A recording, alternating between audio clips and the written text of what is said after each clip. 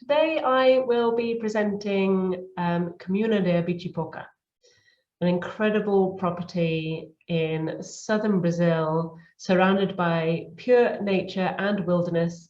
And it's one of those places that has really been pioneering the way in community tourism, as well as sustainability, rewilding, replanting of forest, and kind of nature preservation.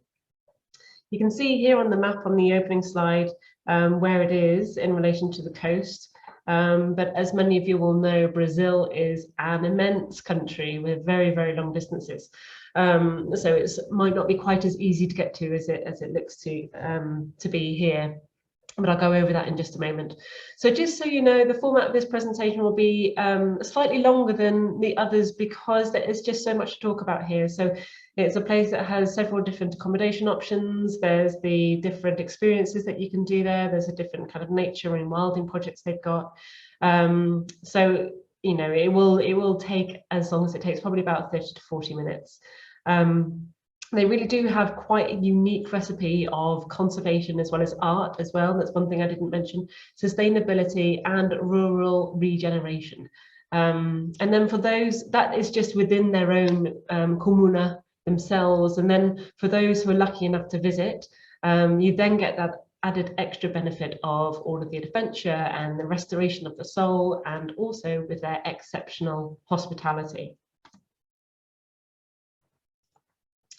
Okay, so this is an image of the centerpiece, if you like, of Comuna de Ibitipoca, which is called Fazenda do Engenho. So this is an 18th century farmhouse, which has been restored, which I'll talk about in a moment, with 8 gorgeous rooms.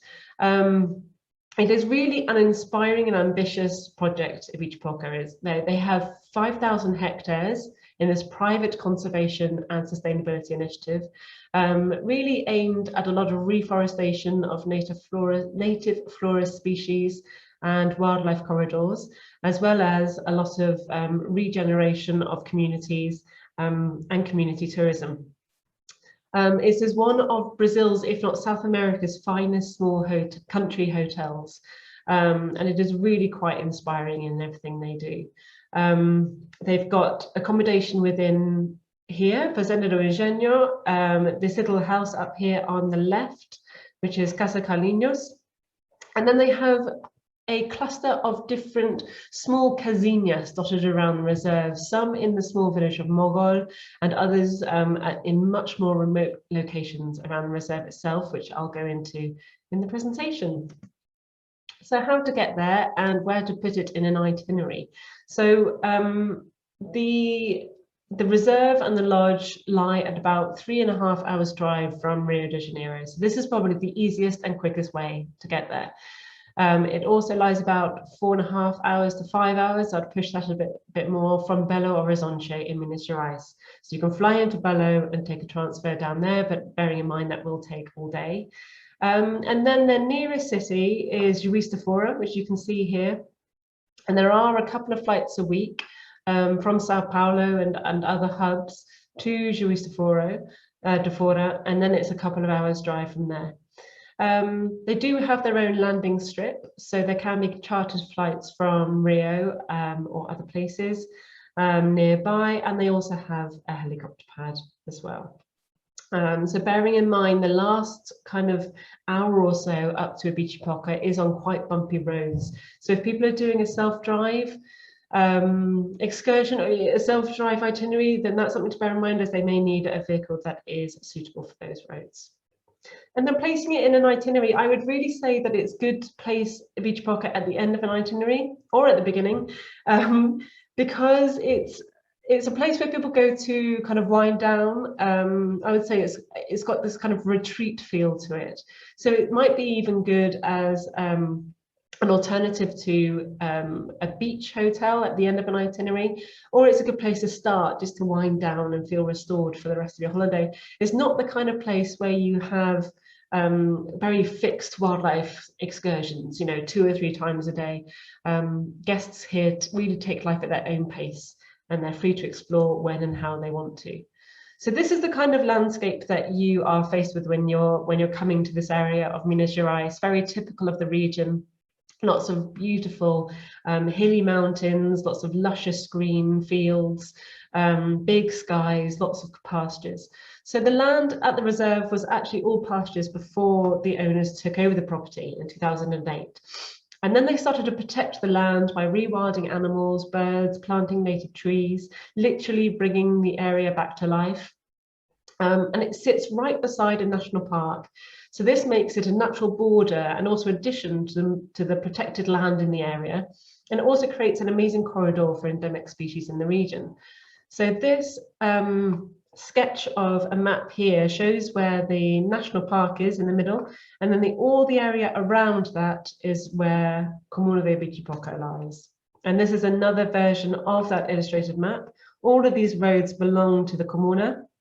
Around here is where the main lodges are, and dotted around where the other sites are. Up here is one of the accommodation options. But all of this in the middle is the national park. And you'll find that a lot of the roads on the Comuna are like this old paved road here, which was used to transport anything that was mined in the area, as well as a lot of livestock. So this is very common. But something also to bear in mind is that these distances around the reserve are very big, and a lot of the roads are not paved at all, so quite at the whim of nature's changes. So they can get bumpy, and it can take a long time to get from one place to another. But this really does make it part of the adventure. I think, and really allows the guests to immerse themselves in the surroundings with all the incredible views of the mountains. So when you first arrive at Ingenio Lodge, this is where you kind of do your check-in, no matter what kind of accommodation you have chosen to stay in. You'll immediately notice the charm of the old farmhouse architecture, you know, the tiled roofs and stained glass gridded windows, lots of different colours, all surrounded by this outdoor deck and trees and stony paths. And they even have a couple of resident macaws and toucans, which adorn the banisters and pop up unexpectedly every now and again.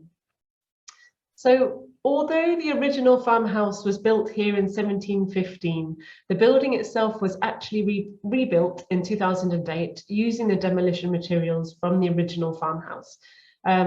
It's been really beautifully curated to have the style and design of the 19th century farmhouses of Minas Gerais. So this central courtyard, for example, is very typical of the architecture. And around here, you have the 8 rooms along a huge corridor. You have a dining room and kitchen off to one side, and a large living room with a piano off to the other. And this area is often used for local folk bands and folk musicians to come and perform for the guests, and guests can kind of interact and dance with them as well. A really lovely thing to do after dinner, particularly with drinks and, you know, around a fire. It makes a really beautiful place to do that. And so going inside the lodge or the building, the farmhouse, here you can see the kind of interior decor of the corridors with large pieces of antique furniture and carefully placed stained glass tiles, which then reflect all the light onto the opposite walls. There's a real feeling of kind of space and calm when you come into these buildings. Everything is lit up very naturally, and every corner and every wall has a piece of furniture or a painting that really tells the story of the farm itself or the natural history of the area. And as I mentioned, it has this beautiful wraparound deck with these large inviting Brazilian hammocks to take in the view. And then they have this big kind of quincho area where they do the big barbecues, big Brazilian barbecues. They also have their own bar where they have all these bottles of different local cachaças and locally brewed beers as well. And so looking at the rooms in Ingenio Lodge, there are 8 bedrooms here in the main house. Some have king-size beds and some have twin beds.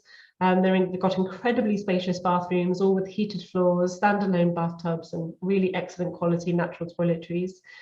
And they are split up into 3 categories. So you have 1 Gran Reserva room, 1 Reserva room, and 3 Ingenio rooms. Sorry, 6 Ingenio rooms. They're all quite unique in their style as well as their position. So they have different views out the window. Some will have views to the lake, which is just down the hill from the lodge. And others will face the deck or behind the spa and mountains as well. As you can see here, this is one of their resident hyacinth macaws, which is just looking in through the window. This is the Grand Reserva room, which is the most kind of opulent and luxurious of all the rooms. Has this beautiful separate bathtub inside the room and this wonderful dual aspect view on both sides. So there is a building that is just up the hill from Ingenio Lodge called Casa Carlinhos. This building belonged to the facenda's owner and is still named after him. And while the 3 rooms here can be sold separately occasionally, this area is better for larger groups or families. So it sits just about 100 meters behind Ingenio Lodge and has these incredible sweeping views down across the hill, down to the lake and across the mountains beyond. From here, you can easily see the mist coming off the lake and the grass in the morning as the sun is coming up from behind the hills. As you can see here, the rooms again are incredibly spacious, very light, got these beautiful aspects out to nature. Every bathroom here again has heated floors and towel racks. The room here on the right hand side is the largest room at 70 meters squared, and it has this wonderful bathtub just outside of their bathroom itself. And the decor is the same as in Ingenio. It is a beautiful mix of modern pieces of art and sculpture mixed in with some, some allegorical pieces, as well as traditional furniture. And a lot of traditional features as well, like this wood-burning stove to heat the kettles, and there's a small kitchenette. But the house is served with tea, coffee, and snacks throughout the day from the main house. And then food is served down at the main house at Ingenio, but they can have their dinners served up here if they wish. They also have this beautiful wraparound deck with a large Brazilian hammocks, which kind of expose everybody to the nature around. So this is the main dining room at Ingenio Lodge. The menu at Comuna de Ibitipoca tends to combine a lot of simple ingredients with sophistication. They serve organic Mineira cuisine, so cuisine that is from the region, so Minas Gerais, made from local ingredients and served from the wood-burning stoves. Breakfast and lunch are quite similar. They're huge buffets with lots of lovely fresh ingredients, whereas dinner is kind of a more sophisticated menu with kind of French techniques and traditional ingredients. What's really amazing is that they design the dining room differently every evening with different flowers from across the reserve. And it's one of those amazing little beautiful touches that certainly doesn't go unnoticed.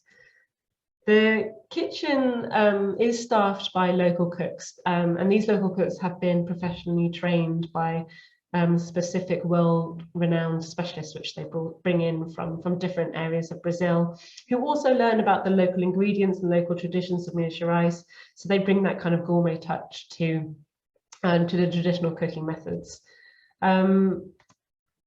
And much of the food at Comuna de Ibitipoca is organic. I'd say actually 100% of it is organic, and most of it is grown within the community.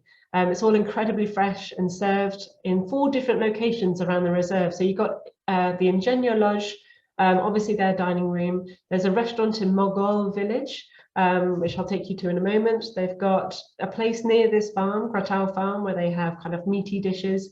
And then there's a little cafe called Doña Deche's Bistro. And there they served, again, traditional Minas Gerais dishes. One aspect of the Comuna's model is to really create livelihoods and communities. So the lodge buys the food from the growers who produce the food on the reserve. And then they collaborate in sharing knowledge of techniques, what food works better than others, how to make the most of the land they have. These are 2 locals working on Cratau farm, where rice and many vegetables are grown 100% organically.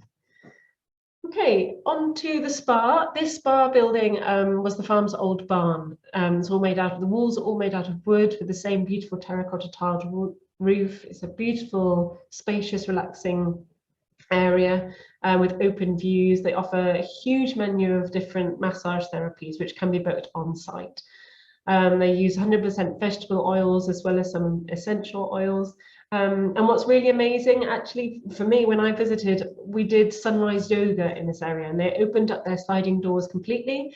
And you could see just all the mist coming off the lake and the sun coming up over the hills, their resident toucan flying in and out. It was one of the most kind of incredible experiences. They've got this selection of teas which can be picked from the gardens themselves by the guests depending on what they want. And they've got, you know, very luxurious kind of towels and dressing gowns and private spaces for the massage therapies as well. They also have this outdoor heated jacuzzi just above Ingenio Lodge, where they have a sauna and this cold water shower out on the deck. This is a great place to go in the evenings where drinks can be served to guests, you know, drinking a caipirinha and just watching the sun go down and the stars come out. It's, yeah, again, a very magical experience. So even though people are there to wind down, have a lovely retreat, one of the primary reasons for coming to this area is to explore the reserve. But as I say, the pace is up to the guest. So there are 2 shared activities per day on foot, exploring waterfalls, caves and natural pools, yoga and swimming. Here at this lake, you'll see this kind of palapa area here where they can organise private dining experiences for anyone who wants to, next to this incredible lake and little waterfall, which is all swimmable, by the way. So one of the main attractions to exploring the reserve, either on foot, by bike, horseback, is coming across all the rivers and waterfalls and lakes that you can dip in and out of. There are, I think, about 12 of these different waterfalls that guests can visit. And as you can see here, they've got this sign to show you how far it is to the next spot.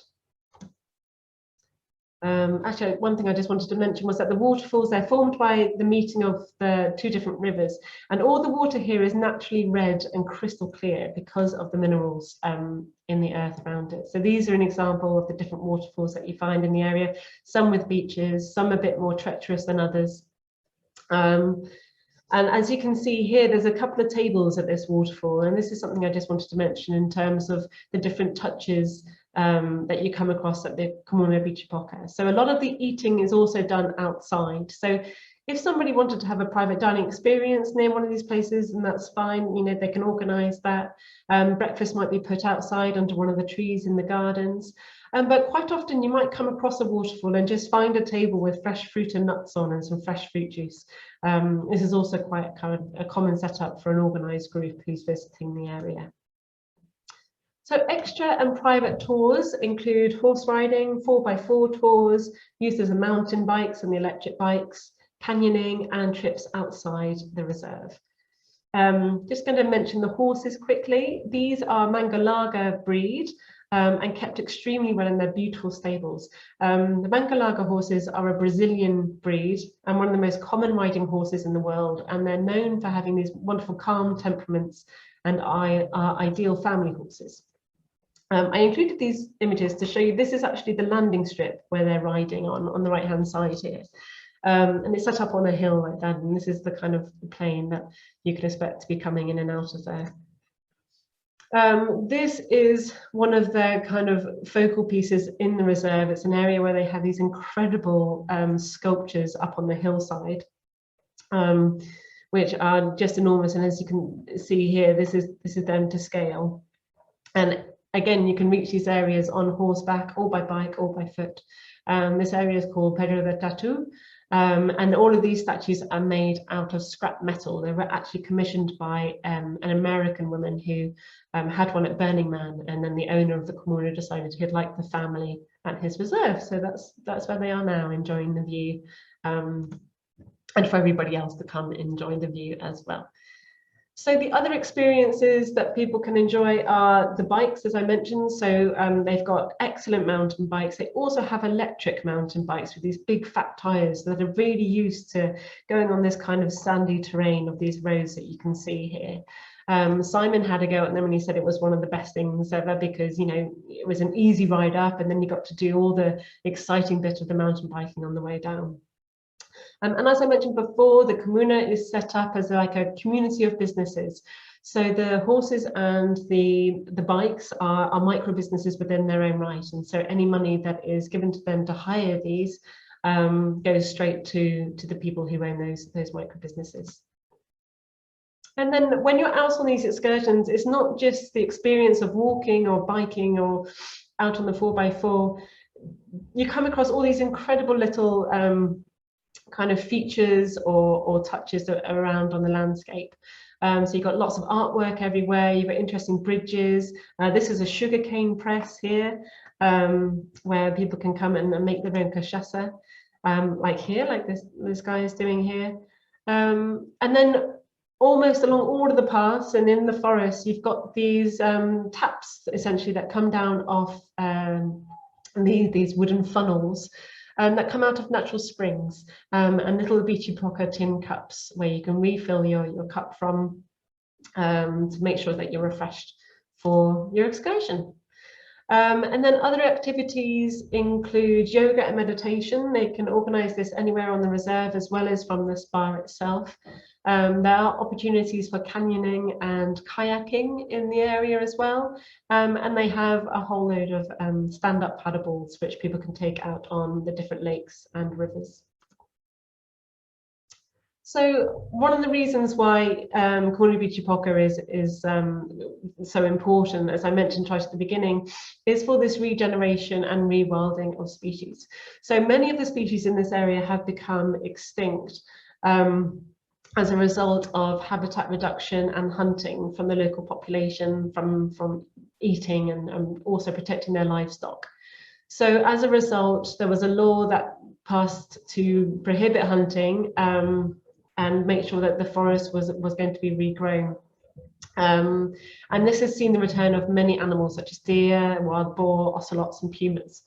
And so there have been 33 mammal species spotted in the area using the camera traps. There's also about 350 species of birds, 41 kinds of amphibians and 4 primate species. The Comuna partnerships also with lots of different organisations and universities towards the reintroductions of once native but now regionally extinct bird species, such as the Jacuzzi, which is this bird here.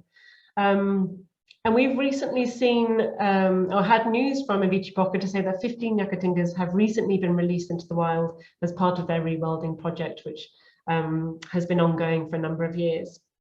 And so they've been reintroduced into the Atlantic rainforest, which is really exciting.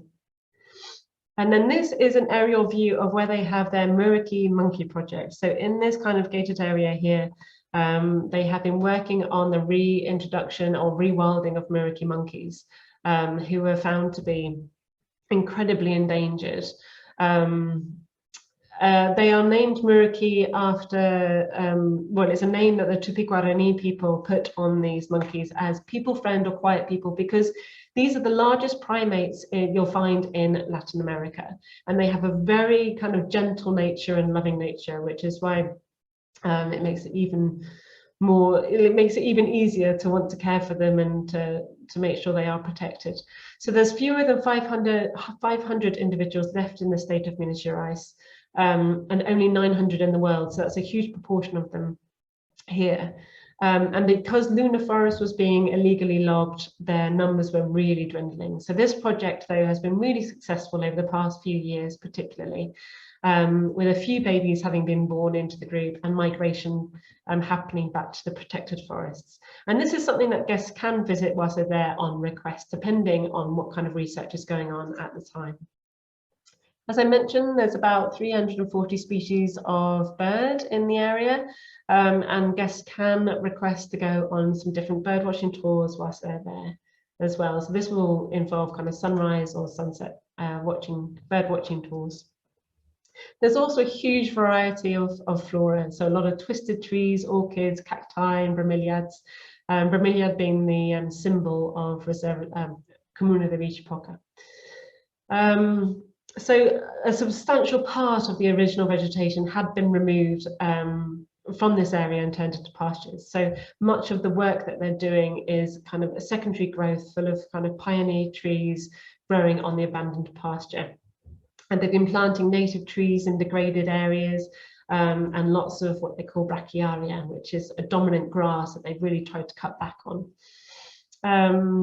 So restoration efforts also focus on connecting isolated fragments of the Atlantic rainforest to increase these kind of flora and wildlife habitats. But I'm going to go on to some of the different accommodation options now. So coming away from Ingenio Lodge, we're now going to go and visit Mogol village, which is about it's about an hour's drive away from Ingenio. I can't remember exactly the kilometers, but I'll remember that in just a moment. So this is a profile view of Mogol here, and here behind it, this isn't actually snow. This is white sand. So the white sands of the region is actually a rock found in this area called the quartzite, and it's a metamorphic rock which is actually very high it's a very high conductor of electricity. So that's one of the reasons why you find a lot of kind of big lightning storms in this area. So this area contains one of the largest outcrops quartzites, and second is located in Venezuela.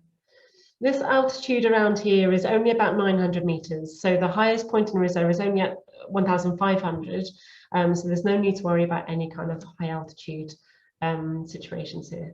So this is a picture of the village of Mogo. It is 9 kilometers from Ingenio Lodge. So while that doesn't sound like a lot, it still does take about 30 to 45 minutes to drive to the area, if not an hour, which takes up stops along the way.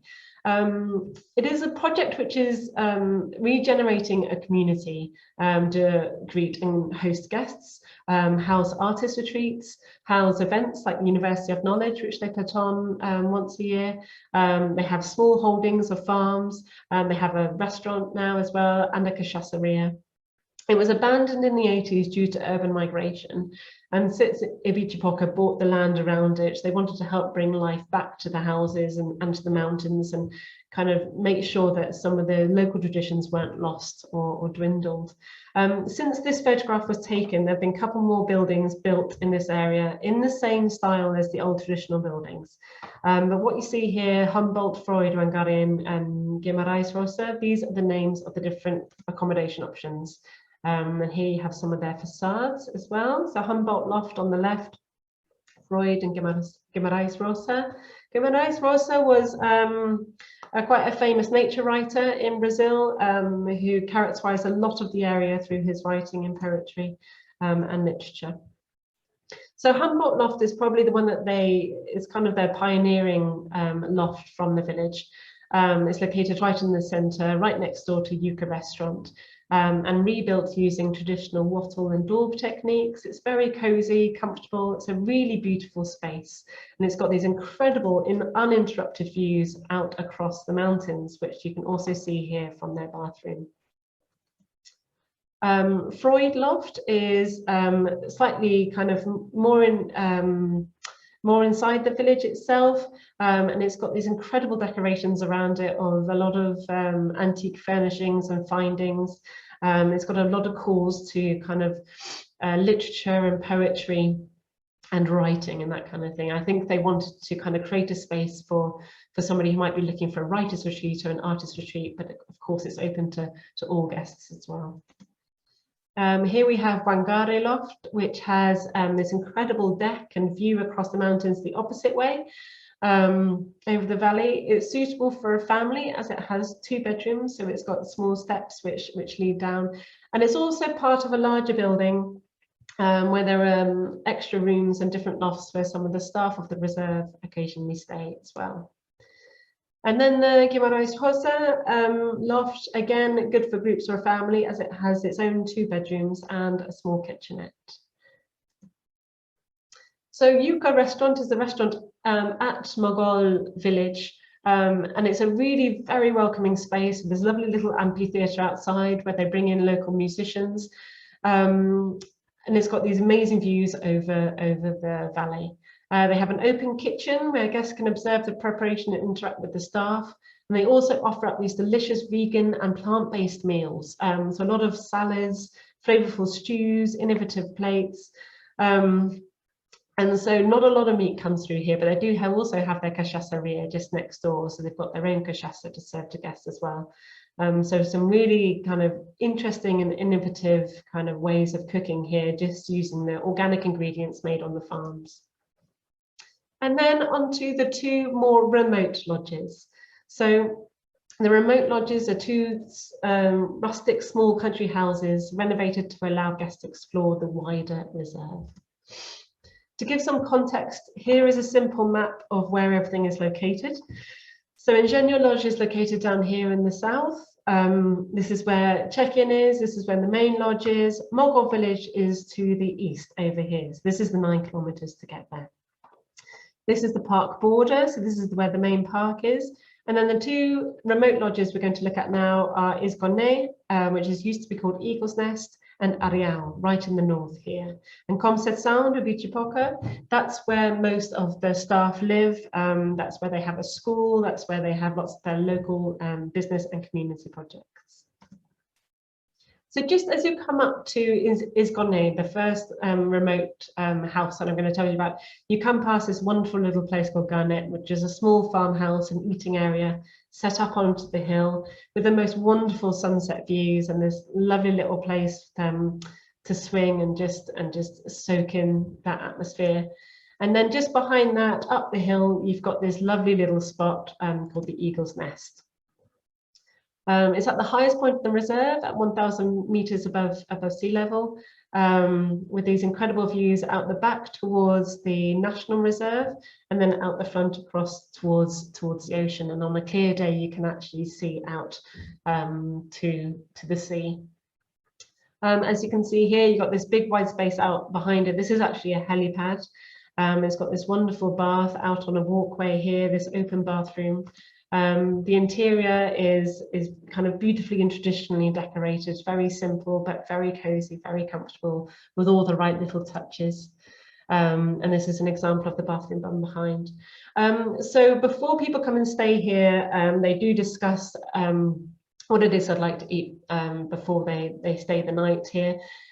These places are very well combinable with Ingenio Lodge. So I would say guests can stay, say, 2 nights in Ingenio, 1 night in these private remote lodges, and then back to Ingenio for a night. It just gives that extra added element. Or they can spend their whole time here. So a lot of the food will be transported up to the lodge. They have their own kitchenette, or they can bring ready-made food up to them as well. So it's kind of a dialogue that takes place with the hotel owners. And then Ariao. So Ariao is located right in the northern part of the reserve. And this is where guests can really experience more of a touch of the good life. It's completely remote with incredible views, sunrises and sunsets. And you're looked after by the owners or the previous owners of the lodge, Carlos and Maria. So as with the other lofts, this one perhaps more so, it is really quite simple, quite rustic in style, but again, very comfortable and serene. There's lovely organic vegetable garden next to the house, and there's lots of trails to take up in the surrounding hills as well, where you're unlikely to meet anyone else. So that is basically Comuna de Ibitipoca in its element as kind of quickly as possible. It's one of those places that you understand each of the elements kind of separately, but you don't understand the feeling of it until you really get to visit. So I hope one day all of us can actually have that opportunity to be able to go and experience it for what it really is. It's a truly sustainable project which is equally concerned with social and economic issues as well as environmental. So many of the projects on the reserve are geared towards community, protecting local culture, history, and stimulating a more diverse economy. One of their main goals is to stimulate the local economy with steady income generation by providing this kind of employment and promoting and supporting events with various initiatives to stimulate the economy that once relied solely on dairy production, on livestock, and before that mining. So I hope that's given you a good idea of what you can expect from Ibitipoca. Again, these are our key selling points, so I hope I've covered everything here about the rooms and the food, the amazing service. I mean, everywhere that you're taken by at least 1 or 2 guides. You're warmed incredibly warmly. You're greeted incredibly warmly at each of the lodges everywhere you go. Everybody's interested in your story, and they're very willing to give across their story as well. There's a lot of a culture of storytelling around the reserve too. And so that's it. And as always, this is a list of the partners that we're currently representing. This series of webinars, I'm concentrating on Brazil. So the next ones I will be doing are Cristalino, Cayman, and then Tujinsan. Does anybody have any questions?